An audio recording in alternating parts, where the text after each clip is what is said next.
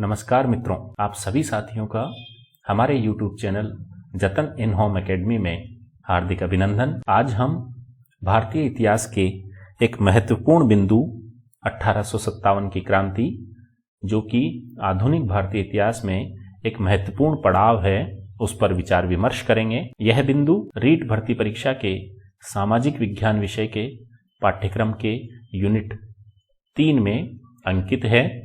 इस बिंदु पर चर्चा करने से पहले मैं आप सभी से यह रिक्वेस्ट करूंगा कि हमारे पूर्व में डाले गए वीडियो भारतीय अर्थव्यवस्था पर ब्रिटिश शासन का प्रभाव जरूर देखिएगा।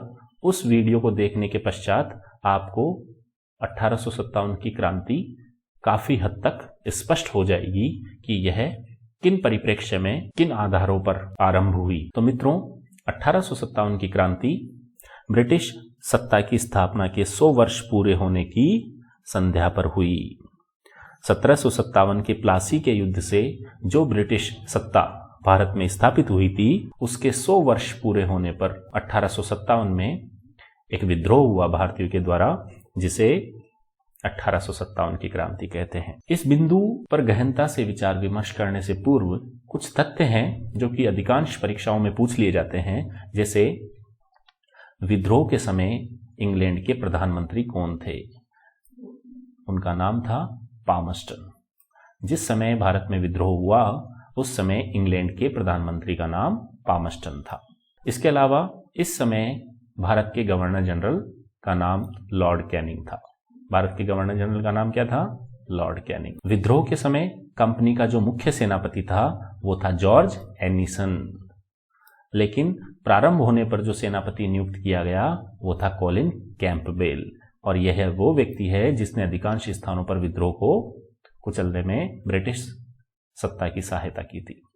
और इस विद्रोह के समय, 1857 के विद्रोह के समय, भारत का जो सम्राट था, मुगल सम्राट था, उसका नाम बहादुर शाह जफर था, या फिर बहादुर शाह द्वितीय के नाम से भी हम इसे संबोधित करते हैं। इन तथ्यों के पश्चात हम 1857 की क्रांति को निम्न बिंदुओं के तहत सरलता से समझेंगे, जिसमें पहला है स्वरूप, फिर है कारण, फिर है प्रारंभ और उसका प्रसार, उसके बाद है इस क्रांति की असफलता के कारण और उसका महत्व, और फिर परिणाम। 1857 की क्रांति के स्वरूप के विषय में इतिहासकारों में, विद्वानों में मतभेद है। जहां एक ओर अंग्रेज विद्वान या यूरोपीय विद्वान इसे सैनिक विद्रोह मानते हैं, मुसलमानों का षड्यंत्र मानते हैं, सामंती वर्ग का विद्रोह मानते हैं, ईसाइयों के विरुद्ध धर्म युद्ध मानते हैं, काले और गोरों के मध्य लड़ाई मानते हैं, बर्बरता और सजगता के बीच युद्ध मानते हैं। वहीं दूसरी ओर भारतीय विद्वान इसे राष्ट्रीय आंदोलन अथवा स्वतंत्रता संग्राम की संज्ञा देते हैं।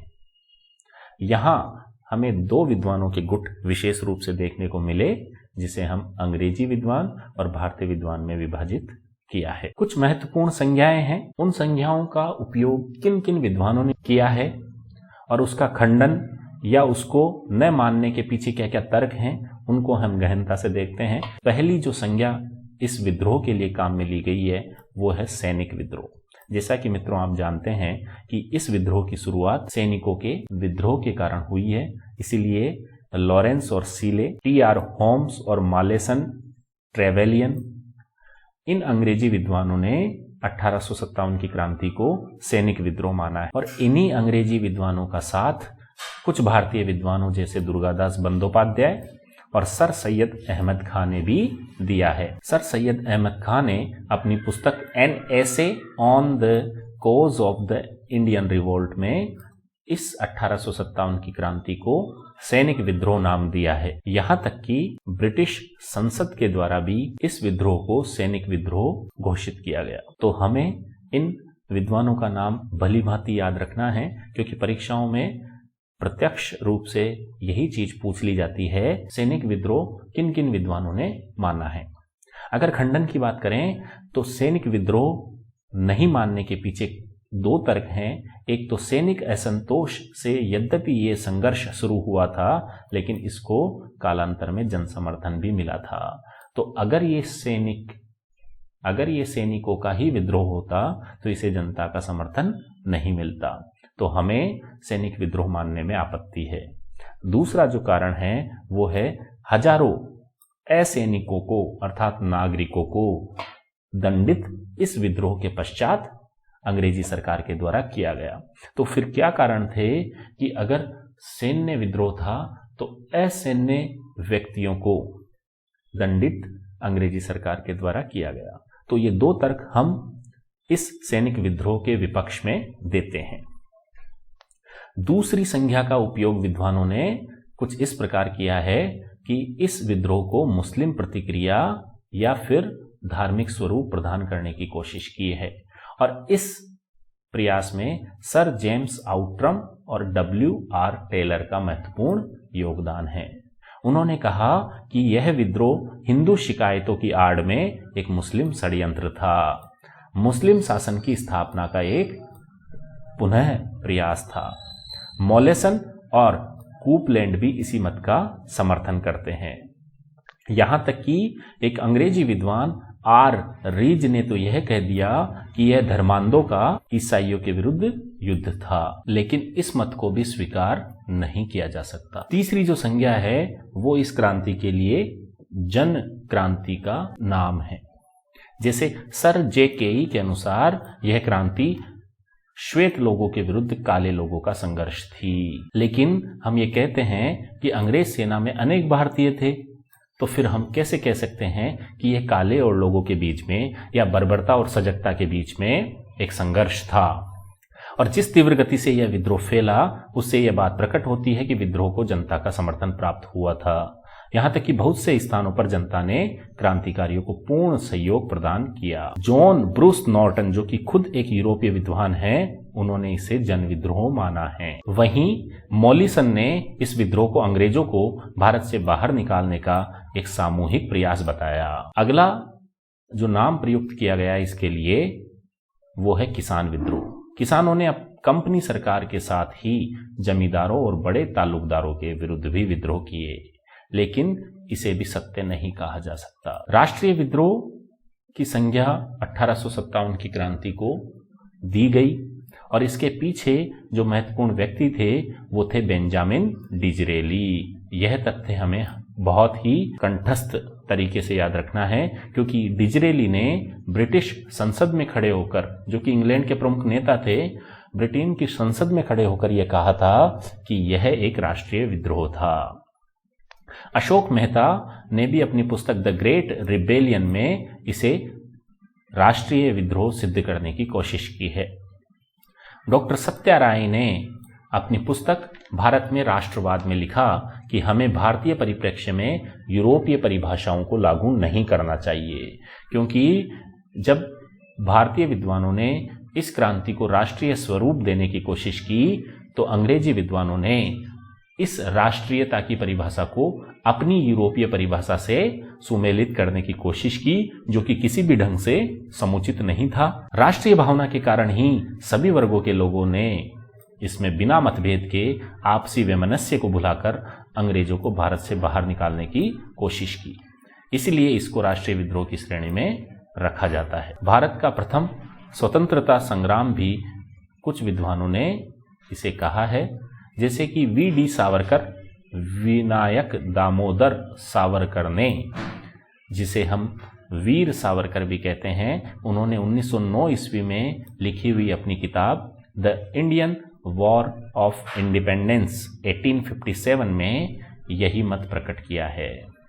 अंग्रेजों के विरुद्ध यह प्रथम सामूहिक प्रहार उन्होंने माना और इसीलिए उन्होंने 1857 की क्रांति को स्वतंत्रता का प्रथम संग्राम कहा। Doctor S.N. सेन ने भी, जो कि भारतीय सरकारी इतिहासकार थे, स्वतंत्रता प्राप्ति के पश्चात भारत सरकार ने जिनकी सरकारी इतिहासकार के रूप में नियुक्ति की थी 1857 का इतिहास लिखने के लिए, उन्होंने भी अपनी पुस्तक, जिसका नाम 1857 था इंग्लिश में, जिसे 1857 कहा गया, उसमें लिखा कि जो युद्ध धर्म रक्षा के नाम पर आरंभ हुआ उसने शीघ्र ही स्वतंत्रता संग्राम का रूप धारण कर लिया, और इसमें संदेह नहीं कि भारतीय अंग्रेजी सरकार को उखाड़ना चाहते थे, समाप्त करना चाहते थे।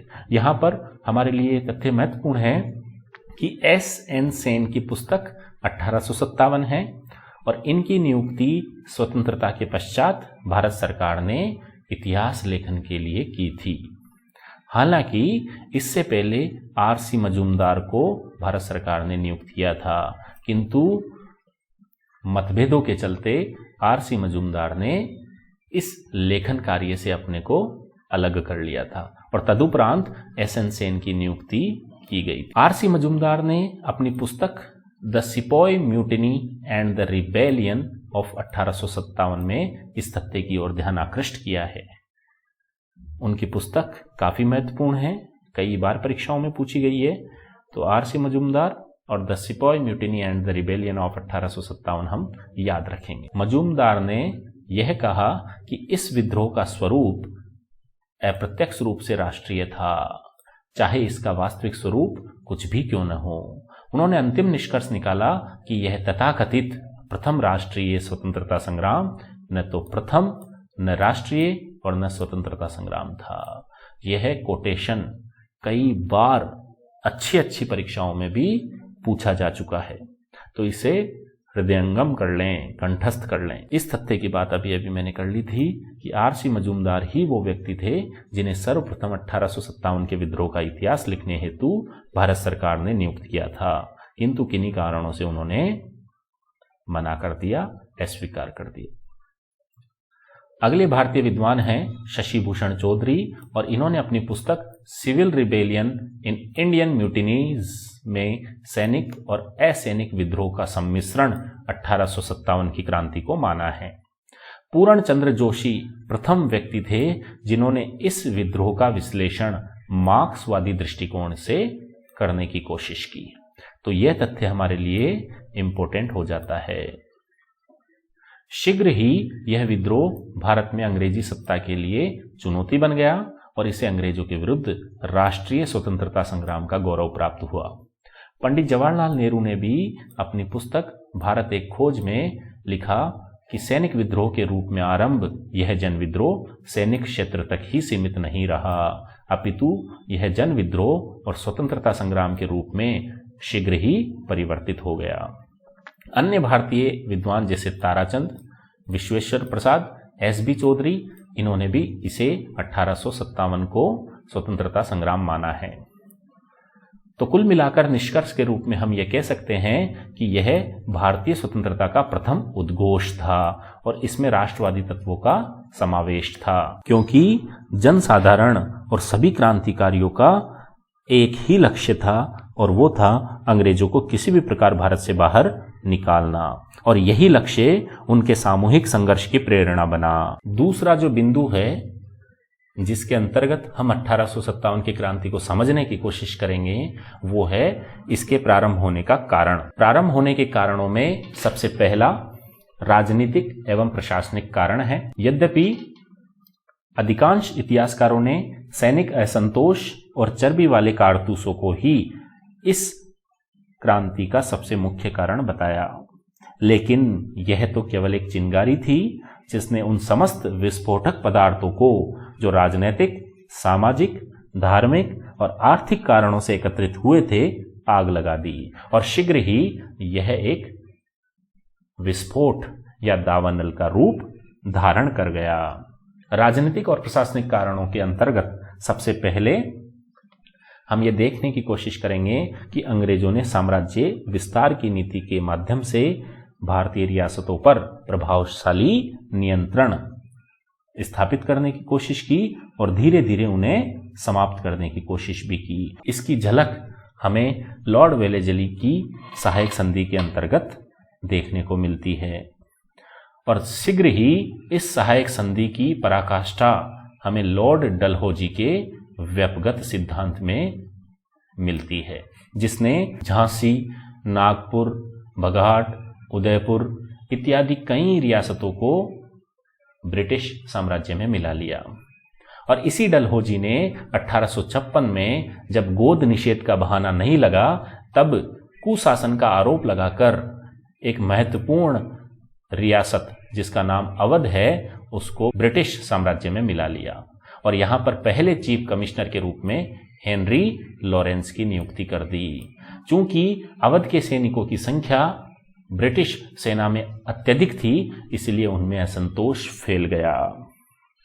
और यह अवध वो अवध था जो कि प्रारंभ से ही अंग्रेजों के प्रति वफादार रहा। इसके अलावा 1854 ईस्वी में लॉर्ड डलहौजी के द्वारा जमींदारों और जागीरदारों की जांच के लिए इनाम कमीशन की नियुक्ति की गई थी और इस इनाम कमीशन ने कई जागीरदारों की भूमियों को छीनकर, जिनकी संख्या लगभग 20,000 बताई जाती है, ब्रिटिश साम्राज्य में मिला लिया। इसीलिए जागीरदार और जमींदार जिनकी भूमियां छीन ली गई थी वे नाराज हो गए और इस विद्रोह में भाग लेने के लिए मजबूर हुए। इसी के अलावा भारतीय जमींदारों के साथ अपमानजनक व्यवहार करना और उनकी भूमि छीन लेना भी एक महत्वपूर्ण कारण था। इसके अलावा अंग्रेजों ने पेशवा बाजीराव द्वितीय के दत्तक पुत्र नाना साहेब, जिनका नाम हमें धोंदू पंत भी मिलता है, उनकी पेंशन बंद कर दी गई और यह कहा गया कि पेंशन बाजीराव को नहीं दी गई थी, पेशवा को दी गई थी और आप उनके दत्तक पुत्र हैं, इसलिए इस पेंशन को बंद किया जाता है। तो नाना साहब नाराज हो गए और उन्होंने अपने कुछ साथियों जैसे बाला साहेब, अजीमुल्ला इत्यादि के साथ मिलकर इस वृहद विस्फोट की रचना करी। इसके अतिरिक्त कर्नाटक, सूरत और तंजौर के राजाओं की उपाधियों का अंत भी अंग्रेजों के द्वारा किया गया और भारतीय मुसलमान इस बात से भी नाराज थे कि मुगल सम्राट बहादुर शाह के प्रति अपमानजनक व्यवहार अंग्रेजों के द्वारा किया गया। लॉर्ड कैनिंग ने 1856 में यह घोषणा कर दी कि बहादुर शाह की मृत्यु के पश्चात मुगल बादशाह के पद को हम समाप्त कर देंगे। एलनबरो के द्वारा बादशाह को भेंट देना बंद किया गया, सिक्कों से नाम हटाया गया और लॉर्ड डलहौजी के द्वारा लाल किले को खाली करने की बात मुगल सम्राट से की गई। इन सब बातों से न केवल मुसलमानों में अपितु भारतीयों में भी रोष उत्पन्न कर दिया। 1833 के चार्टर एक्ट में यह साफ साफ उल्लेख था कि धर्म, जाति, वंश आदि के आधार पर सैनिक और असैनिक सभी सार्वजनिक सेवाओं में बिना भेदभाव के नियुक्ति की जाएगी, लेकिन इस नियम का अंग्रेजों के द्वारा पालन नहीं किया गया और अंग्रेजों ने उच्च पद केवल अंग्रेजों के लिए ही सुरक्षित रखे। इसके अलावा अंग्रेजों की शासन व्यवस्था से भारतीय बिल्कुल भी संतुष्ट नहीं थे। अंग्रेजी न्याय व्यवस्था और उसमें व्याप्त भ्रष्टाचार और लूट खसोट ने भारतीयों में असंतोष को बढ़ाया। अगला महत्वपूर्ण कारण है आर्थिक कारण और इस आर्थिक कारण की पूरी पृष्ठभूमि को समझना अगर आप चाहें तो हमारा पूर्व में प्रेषित वीडियो ब्रिटिश शासन का भारतीय अर्थव्यवस्था पर प्रभाव अगर आप देखेंगे तो आपको 1857 की क्रांति के पीछे छिपे हुए आर्थिक कारणों को समझने में आसानी होगी। मित्रों, भारत में अंग्रेजी शासन का मूल उद्देश्य भारत का आर्थिक शोषण करना था, जैसा कि मैंने पिछले वीडियो में भी बताया था। उनका किसी भी प्रकार से यह उद्देश्य नहीं था कि भारत का हित किया जाए और इसीलिए उन्होंने धीरे धीरे अपनी नीतियों की रचना इस प्रकार की कि वही पूरे भारत को अपने साम्राज्य में बदल दिया जाए और उसका आर्थिक रूप से दोहन किया जाए। धन निष्कासन हो, चाहे भू राजस्व व्यवस्था हो, असमान चुंगीकर व्यवस्था हो, चाहे उद्योगों या हस्तशिल्प उद्योगों की समाप्ति हो, उनका नष्ट होना हो, यह सब कुछ अंग्रेजों की नीतियों के ही परिणाम थे। अंग्रेजों ने भू राजस्व व्यवस्थाओं की रचना इस प्रकार की कि ताकि किसानों से अधिकाधिक राजस्व की वसूली की जा सके, जमीनों पर अधिकार किया जा सके। हमने रैयतवाड़ी, महलवाड़ी और स्थायी भूमि बंदोबस्त के माध्यम से अंग्रेजों की नीतियों को विस्तार से देखा है। भेदभावपूर्ण और असमान चुंगीकर व्यवस्था ने भी भारत की आर्थिक स्थिति को डामाडोल किया और इस नीति का परिणाम यह हुआ कि भारत का कपड़ा उद्योग धंधा नष्ट होने लग गया। मैंने बताया था कि यहां से जो कच्चा माल ब्रिटेन में जाता था उस पर भारी कर लगाना, जबकि ब्रिटेन से जो भारत में तैयार माल आता था उसको मामूली या फिर कर मुक्त करना अंग्रेजों की नीति में शामिल था। यहां हम एक डेटा भी पढ़ते हैं कि भारत से निर्यात किया जाने वाला मलमल, सूती और रेशमी कपड़ों पर इंग्लैंड में 71% 71% तक कर लिया जाता था। भारतीय कपड़े के मुकाबले जब अंग्रेजी कपड़े की मांग न बढ़ सकी तो अंग्रेजों ने भारतीय कपड़ों का आयात ही बंद कर दिया। तो इस प्रकार भारतीय कपड़ा उद्योग को उन्होंने नष्ट कर दिया। इंग्लैंड में औद्योगिक क्रांति के कारण भारतीय उद्योग अंग्रेजों की व्यापारिक नीति से पहले ही जर्जर थे। मशीनों से सज्जित अंग्रेजों के उद्योगों का सामना वे नहीं कर सके और इसी के परिणाम स्वरूप हस्तकला उद्योग नष्ट हो गए, कारीगर बेरोजगार हो गए, बस्तियां और नगर उजड़ गए और इसीलिए भारत में अंग्रेजों की विनाशकारी औपनिवेशिक नीतियों के प्रति गहरा असंतोष व्याप्त हुआ और जिसका विस्फोट 1857 में हमें देखने को मिला। अंग्रेज जातिवादी भावना से ग्रसित थे। वे भारतीयों को घृणा की दृष्टि से देखते थे और भारतीयों के प्रति उनका व्यवहार भी अपमानजनक था। रेलवे की प्रथम श्रेणी में भारतीयों के लिए यात्रा करना वर्जित हो, चाहे अंग्रेजी कार्यालयों में भारतीयों को गंदे शब्दों से बुलाया जाना हो, उनका वर्जित होना हो, ये सभी बातें अंग्रेजों की जातिवाद की भावना को भली भांति स्पष्ट करते हैं। यहां तक कि अंग्रेजों के साथ किसी प्रकार के सामाजिक उत्सवों में भी भारतीय भाग नहीं ले सकते थे और अंग्रेजों की मनोवृत्ति का हम अनुमान इस प्रकार लगा सकते हैं कि एक बार आगरा के मजिस्ट्रेट ने यह आदेश दिया कि प्रत्येक भारतीय, चाहे उसका पद कुछ भी हो, इस बात के लिए विवश किया जाना चाहिए कि वह सड़क पर चलने वाले हर अंग्रेज को सलाम करे और यदि भारतीय घोड़े पर या गाड़ी में सवार हो तो उसे नीचे उतरकर तब तक खड़े रहना चाहिए जब तक कि अंग्रेज वहां से निकल न जाए। तो ये सब वो कारण हैं जिनसे हमें सामाजिक भेदभाव की झलक मिलती है। लॉर्ड विलियम बेंटिंग हो चाहे डलहौजी हो, इन्होंने सामाजिक कुरीतियों को दूर करने के लिए कुछ कानून बनाए, जैसे सती प्रथा निषेध अधिनियम, विधवा पुनर्विवाह अधिनियम, बाल विवाह निषेध अधिनियम। ये सब सामाजिक कुरीतियां थी और इनको दूर करने के लिए बेंटिंग और डलहौजी जैसे गवर्नर जनरलों ने कानून बनाए, लेकिन इनका विरोध रूढ़िवादी भारतीयों ने किया। यहां अंग्रेजों की एक मूल समस्या ये थी कि अंग्रेजों ने रूढ़िवादी भारतीयों को साथ लेकर या उन्हें विश्वास में लेकर कानून नहीं बनाए। अगर विश्वास में लिया होता तो शायद उन्हें इन कानूनों को बनाने में और यहां तक कि उनकी क्रियान्विति में भी सहयोग मिलता। मैंने बताया कि रेलवे की प्रथम श्रेणी में भारतीयों के लिए यात्रा वर्जित थी। यूरोपीय व्यवसायियों द्वारा संचालित होटल और क्लबों में भारतीय प्रवेश नहीं कर सकते थे और इसी प्रकार पाश्चात्य जो शिक्षा नीति लॉर्ड मैकाले के द्वारा 1833 में लागू की गई थी, उसने भी भारतीय शिक्षा व्यवस्था को अस्त व्यस्त और ध्वस्त कर दिया। उनकी शिक्षा नीति का उद्देश्य शासन के लिए लिपिक प्राप्त करना और काले अंग्रेज तैयार करना था। स्थानीय लोगों में गुलामी की मानसिकता तैयार करने के लिए अंग्रेजों ने इतिहास का अपने अनुकूल लेखन करवाया।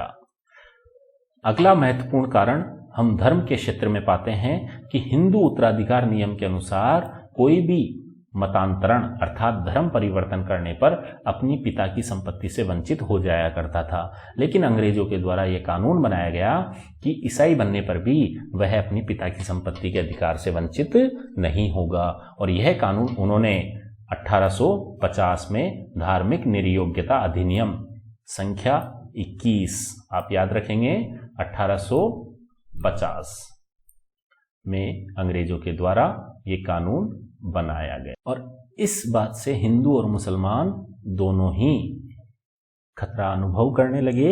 इस तरह हिंदू धर्म छोड़कर ईसाई बनने वालों को अंग्रेजों ने प्रोत्साहित किया। जो व्यक्ति ईसाई मत को स्वीकार कर लेता था उसे अंग्रेज अनेक सुविधाओं के साथ राजकीय सेवा का अवसर भी देते थे और इन सब बातों से ही हिंदू और मुसलमान दोनों ही भयभीत हो गए। 1813 के चार्टर एक्ट के द्वारा भी भारत में ईसाई पादरियों को मजहबी प्रचार की स्वीकृति मिली और इसीलिए उन्होंने इस मत प्रचार के उद्देश्य से न केवल विद्यालय की स्थापना की अपितु सेना में भी नियुक्तियां होने लग गई। यहां तक कि छावनियों में भी ईसाई साहित्य का वितरण होने लग गया।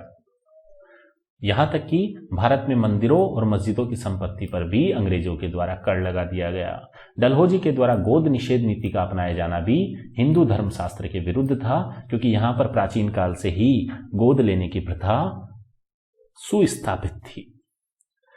अगला महत्वपूर्ण कारण 1857 की क्रांति का सैनिक कारण माना जाता है, क्योंकि 1764 से ही विभिन्न समयों पर सेना में विद्रोह होते रहे थे।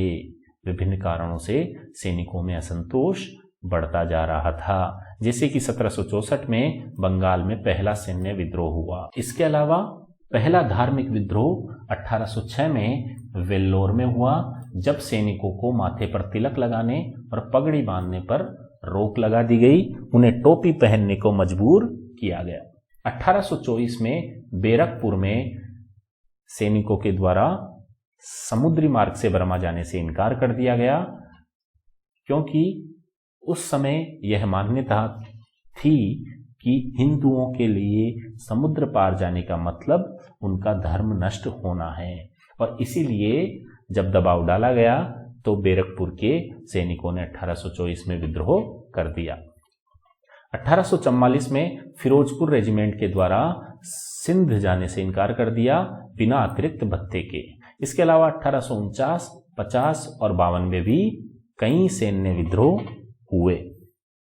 तो इन सब सैन्य विद्रोहों को हमें याद रखना है, विशेष रूप से 1806 का वेल्लोर विद्रोह, 1824 का बैरकपुर का विद्रोह, 1844 का फिरोजपुर रेजिमेंट का विद्रोह।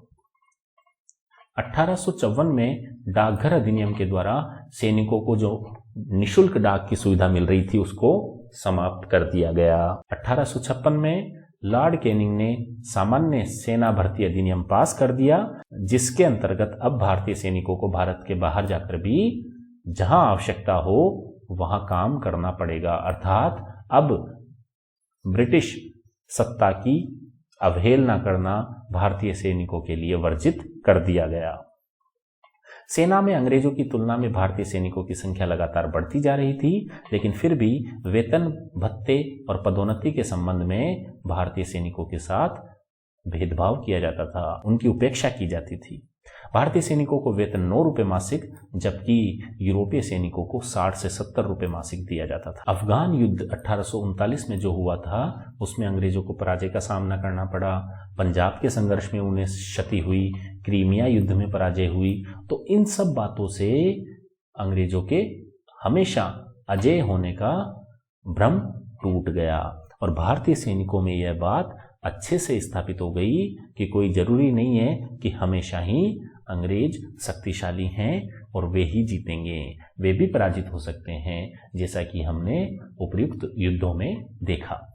अवध का अंग्रेजी साम्राज्य में विलय भी बंगाल की सेना में आक्रोश का कारण बना, क्योंकि बंगाल की सेना में यहाँ के सैनिकों की संख्या अत्यधिक थी और इन सब बातों से ही सैनिकों में अंग्रेजों के विरुद्ध विद्रोह की भावना आई और उसे एक चिंगारी का काम चर्बी वाले कारतूस ने प्रदान किया। क्रांति के तात्कालिक कारण में हम चर्बी वाले कारतूस को देखते हैं। 1856 में भारत सरकार ने पुरानी बंदूक ब्राउन बेस के स्थान पर नई एनफील्ड राइफल्स प्रयोग करने का निश्चय किया और इस नई राइफल में कारतूस के ऊपरी भाग को काटना पड़ता था और कारतूसों में गाय और सूअर की चर्बी का प्रयोग करने की खबर हिंदू और मुसलमानों में फैल गई, चहूं और फैल गई और इस बात से हिंदू और मुसलमान भड़क गए, क्योंकि आपको भली भांति पता है कि गाय हिंदुओं का पवित्र जानवर है और सूअर मुसलमानों में खाना निषिद्ध है। तो सूअर और गाय की चर्बी का प्रयोग करने की बात को खुद अंग्रेजी विद्वान जॉन केई और लॉर्ड रॉबर्टसन ने भी स्वीकारा है। चर्बी लगे कारतूसों की घटना ने विद्रोह की चिंगारी सुलगा दी और उससे जो धमाका हुआ उसने भारत में अंग्रेजी राज्य की जड़ें हिला दी। इस क्रांति के विस्तार की और प्रारंभ की अगर बात करें तो इसके कर्णधार मुख्य रूप से नाना साहेब उनके भाई बाला साहब और वकील अजीमुल्ला माने जाते हैं। इस क्रांति का एक जगह से दूसरी जगह प्रचार करने का तरीका जो निश्चित किया गया था वो चपातियां और लाल कमल था। अधिकांश यूरोपीय इतिहासकार इसे एक आकस्मिक घटना मानते हैं, जबकि यह एक सोची समझी सुनियोजित योजना का परिणाम था, जिसका नेतृत्व अलग अलग प्रदेशों में अलग अलग नेताओं ने किया। क्रांति योजना के अनुसार संपूर्ण भारत में 31 मई 1857 को प्रारंभ होनी थी। एक एक चीज इस लाइन की हमारे लिए महत्वपूर्ण है। मंगल पांडे को 8 अप्रैल 1857 को फांसी दे दी गई और यह इस संघर्ष का पहला बलिदान था। इसी के साथ मेरठ में 10 मई 1857 को 20वीं एनआई के 85 सैनिकों ने खुला विद्रोह कर दिया और अपने साथी सैनिकों को छुड़ाकर दिल्ली की ओर रवाना हो गए। क्रांतिकारियों ने दिल्ली को 12 मई को अधिकार में ले लिया और मुगल सम्राट बहादुर शाह द्वितीय को अपना नेता स्वीकार कर लिया, उसे भारत का सम्राट घोषित कर दिया। इस समय लेफ्टिनेंट विलोबी ने इन क्रांतिकारियों का कुछ प्रतिरोध किया, लेकिन वह पराजित हुआ और बचकर भाग निकला। सत्ता के प्रतीक के रूप में दिल्ली पर अधिकार के साथ ही इसे 1857 की क्रांति का आरंभ माना जाता है। विद्रोह शीघ्र ही उत्तरी और मध्य भारत में फैल गया। भारतीय नरेशों को संग्राम में सम्मिलित होने के लिए पत्र लिखे जाने लगे। लखनऊ, इलाहाबाद, कानपुर, बरेली, बनारस और बिहार के कुछ क्षेत्र, झांसी और अन्य प्रदेशों में भी विद्रोह फैल गया। लॉर्ड कैनिंग ने, जो कि उस समय भारत का गवर्नर जनरल था, शीघ्र ही क्रांति के दमन की योजना बनाई और भारतीय नरेशों और नेताओं की आपसी सामंजस्य की कमी का लाभ उसने उठाया।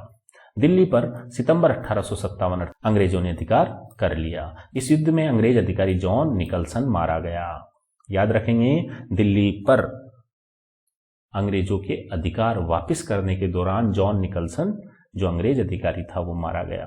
दिल्ली में क्रांति का वास्तविक नेतृत्व बहादुर शाह जफर के सेनापति बख्त खां ने किया था। सम्राट को बंदी बना लिया गया और उसे निर्वासित कर रंगून भेज दिया गया, जहां 1862 में उसकी मृत्यु हो गई। लखनऊ में विद्रोह की बात करें तो बेगम हजरत महल यहां पर विद्रोह की प्रमुख नेता थी, जिसने 4 जून को विद्रोह का आरंभ किया। बेगम हजरत महल अपने अल्पवयस्क पुत्र बिरजिस कादिर, जिसका नाम था, उसको नवाब घोषित करती है, जबकि अंग्रेजों के द्वारा उसको नहीं माना गया नवाब।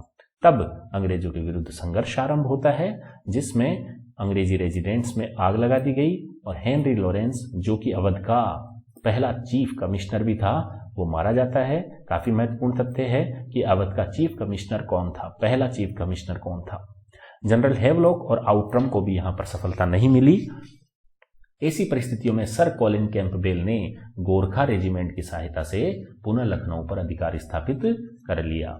कानपुर की बात करें तो नाना साहब ने अपने दक्ष असिस्टेंट, सहायक तात्या टोपे और अजीमुल्ला के सहयोग से 5 जून 1857 को कानपुर पर अधिकार कर लिया, अंग्रेजों से मुक्त करा लिया। कॉलिन कैंपबेल के नेतृत्व में अंग्रेजों ने पुनः दिसंबर में इस पर अधिकार कर लिया। यहां से तात्या टोपे बचकर भाग निकलते हैं और झांसी की रानी लक्ष्मीबाई से जाकर मिल लेते हैं। झांसी की रानी लक्ष्मीबाई, जो कि गंगाधर राव की विधवा थी, उसने अपने पुत्र दामोदर राव को राजा बनाने की घोषणा कर दी, जो कि उसका दत्तक पुत्र था। लेकिन डलहौजी की गोद निषेध नीति के कारण अंग्रेज उसे स्वीकार नहीं करते हैं। इसी कारण अंग्रेजों और झांसी की रानी लक्ष्मीबाई में संघर्ष प्रारंभ होता है। कर्नल ह्यूरोज ने झांसी पर आक्रमण कर पुनः अधिकार कर लिया। पराजित होने पर लक्ष्मीबाई कालपी, जो कि मध्य प्रदेश में है, वहां पर पहुंची। तात्या टोपे के सहयोग से ग्वालियर पर अधिकार करते हैं। लक्ष्मीबाई अधिकार करती है, किंतु जून 1858 में अंग्रेज उस पर पुनः अधिकार कर लेते हैं और रानी लक्ष्मीबाई वीरतापूर्वक लड़ती हुई वीर गति को प्राप्त होती है। तात्या टोपे यहां से भी भागने में सफल रहते हैं और रानी लक्ष्मीबाई की मृत्यु पर जनरल ह्यूरोज का यह कथन काफी प्रसिद्ध है कि भारतीय क्रांतिकारियों में यहां सोई हुई औरत अकेली मर्द है। हम भली भांति जानते हैं कि रानी लक्ष्मीबाई को ही महल परी के नाम से भी संबोधित किया जाता है। वहीं दूसरी ओर महक परी के नाम से हजरत महल, जिसने लखनऊ में क्रांति का नेतृत्व किया था, भलीभांति नाम से प्रसिद्ध है। बिहार में जगदीशपुर के जागीरदार कुंवर सिंह ने क्रांति का नेतृत्व किया। उन्होंने आरा जिले के आसपास के क्षेत्रों को अंग्रेजों से मुक्त करा दिया। अंग्रेज सेनापति मिलमेन, कर्नल डेक्स, मार्क और मेजर डगलस को इस बूढ़े शेर ने, जिसकी आयु लगभग 80 वर्ष बताई जाती है, धूल चटाई, पराजित किया और उसने गंगा पार कर अपनी रियासत जगदीशपुर पर अधिकार कर लिया। 26 अप्रैल 1858 को कुंवर सिंह ने अंग्रेजों से युद्ध किया, किंतु उसमें उसे पराजय प्राप्त होती है। दक्षिण भारत की अगर बात करें तो महाराष्ट्र में रंगा बापूजी ने अंग्रेजों के विरुद्ध जनसेना तैयार की और बेलगांव, सतारा, कोल्हापुर आदि स्थानों पर उसका नेतृत्व किया। इतने महत्वपूर्ण ये तथ्य नहीं है, आप परेशान ना हो। सतारा और पंढरपुर में क्रांति आरंभ होती है। उसके बाद नासिक, रत्नगिरी और बीजापुर में भी कुछ क्रांति की घटनाएं होती हैं। गोलकुंडा में चिंता भूपति ने विद्रोह किया था। बेंगलोर में मद्रास सेना की 8वीं घुड़सवार सेना और 20वीं पैदल सेना ने बगावत कर दी थी। मद्रास में 2 हिंदू मंदिर क्रांतिकारी गतिविधियों की गुप्त केंद्र के रूप में स्थापित। उत्तरी अर्काट और तंजौर में भी क्रांतिकारी घटनाएं हुई। वेल्लोर में जमींदारों ने अंग्रेजों के विरुद्ध संघर्ष किया। मालाबार, कालीकट, कोचीन आदि क्रांति के प्रमुख केंद्र थे। गोवा में दीपूजी रागा ने क्रांति का शंखनाद किया, तो दमन व दीव भी क्रांति से अछूते नहीं रहे। 1857 की क्रांति में यद्यपि उत्तरी भारत की अपेक्षा दक्षिण भारत में क्रांतिकारियों की संख्या कम थी, फिर भी यहां पर अनेक क्रांतिकारी शहीद हुए और कैद किए गए। दक्षिण भारत में क्रांतिकारियों का प्रमुख नेतृत्व करने वालों में रंगा बापूजी गुप्ते, सोनाजी पंडित सतारा, रंगाराव पांगे और मौलवी सैयद अलाउद्दीन, जिन्होंने हैदराबाद में संघर्ष किया। इसके अलावा भीमराव मुंडरंगी, छोटा सिंह कृष्णा कोल्हापुर में, अन्नाजी फडणवीस कर्नाटक में, मुल्ला सलीकोन जी कोयम्बटूर में और सरकार विजय कुदरत कुंजी मामा आदि विशेष रूप से जिन्होंने केरल में इस संघर्ष का शंखनाद किया था, उल्लेखनीय है। इतने महत्वपूर्ण नहीं है, फिर भी 1857 की क्रांति से दक्षिण भारत, पंजाब, बंगाल, राजस्थान और महाराष्ट्र के अधिकांश भाग अलग रहे। यहाँ के शासकों और जमींदारों ने विद्रोह को कुचलने में अंग्रेजों का साथ दिया था। सामंजस्य और वृद्ध बहादुर शाह जफर का अयोग्य सेनापतित्व इसमें महत्वपूर्ण कारण था। नाना साहेब, लक्ष्मीबाई, वाजिद अली शाह और हजरत महल या फिर कुंवर सिंह देख लें हम, बख्त खां इत्यादि जितने भी इसके प्रेरक थे, उनके अपने अपने कारण थे। वे अपने उद्देश्य पर दृढ़ थे। उनको इस क्रांति को अखिल भारतीय स्वरूप प्रदान करने में किसी प्रकार की रुचि नहीं थी। उनमें आपसी समन्वय और नेतृत्व का अभाव था। इस विद्रोह का समय से पूर्व और सीमित स्वरूप में होना भी असफलता का महत्वपूर्ण कारण है। 31 मई 1857 क्रांति का एक निर्धारित दिन था, किंतु 10 मई 1857 को ही यह क्रांति मेरठ में आरंभ हो जाती है और ऐसे में अलग अलग समय और स्थानों पर हुई क्रांति का दमन करने में अंग्रेज सफल हो गए। मेलिसन ने भी यह कहा है कि यदि पूर्व योजना के अनुसार 31 मई 1857 को एक साथ सभी स्थानों पर स्वाधीनता संग्राम आरंभ होता तो अंग्रेजों के लिए भारत को पुनः विजय करना किसी भी प्रकार संभव नहीं होता। और इसमें देशी नरेशों और सामंतों का अर्थात भारतीय नरेशों का सहयोग भी एक महत्वपूर्ण असफलता का कारण है। लॉर्ड कैनिंग ने इन राजाओं को तूफान को रोकने में बाघ की तरह बताया है। अपनी वीरता के लिए प्रसिद्ध राजपूताने, मराठे, मैसूर, पंजाब और पूर्वी बंगाल के शासक शांत रहे। एक विद्वान W.H. रसेल ने भी लिखा है कि यदि भारतीय उत्साह और साहस के साथ अंग्रेजों का विरोध करते तो वे अंग्रेज शीघ्र ही समाप्त हो जाते। पटियाला और जींद के राजा हमारे मित्र न होते और यदि पंजाब में शांति नहीं रहती तो दिल्ली पर हमारा अधिकार करना भी संभव नहीं होता। इन सब बातों से ये स्पष्ट होता है कि किसी न किसी प्रकार से ये नरेश और देशी सामंत अंग्रेजों के साथ थे। वे केवल और केवल अपने हितों की पूर्ति करने में ही संलग्न थे। अगला महत्वपूर्ण कारण है जमींदारों, व्यापारियों और शिक्षित वर्ग की 1857 की क्रांति के प्रति तटस्थता। क्रांतिकारियों को शिक्षित वर्ग का समर्थन और बड़े व्यापारियों और जमींदारों का समर्थन भी प्राप्त नहीं हो सका, जिससे यह क्रांति अधिकाधिक व्यापक स्वरूप प्राप्त नहीं कर सकी। सीमित संसाधन क्रांतिकारियों के पास एक महत्वपूर्ण असफलता का कारण सिद्ध हुआ। अंग्रेजों के पास जहां एक और यूरोपीय देश के प्रशिक्षित आधुनिक हथियारों से सुसज्जित अनुशासित सेना थी, समुद्र पर नियंत्रण उनके पास था, वहीं दूसरी ओर भारतीय सैनिकों में अनुशासन, सैनिक संगठन और योग्य नेतृत्व का अभाव था। साथ ही उन्हें धन, रसद और हथियारों की कमी का सामना भी करना पड़ा। निश्चित लक्ष्य और आदर्श का अभाव।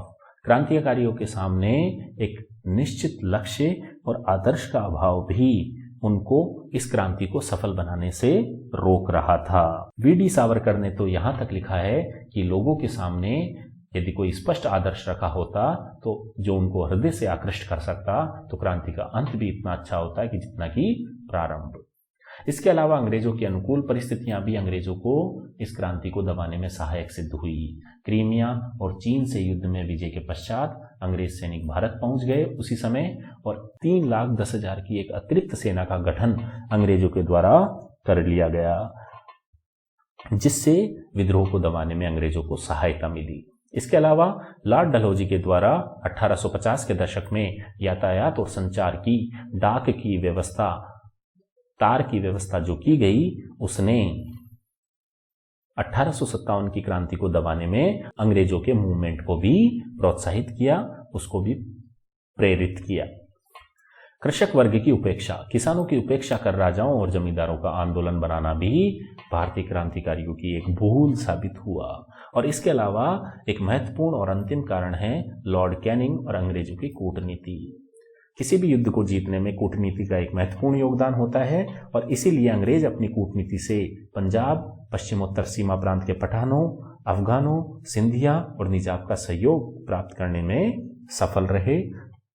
क्रांतिकारियों को शांत करने में कैनिंग की उदार नीति का भी प्रभाव पड़ा।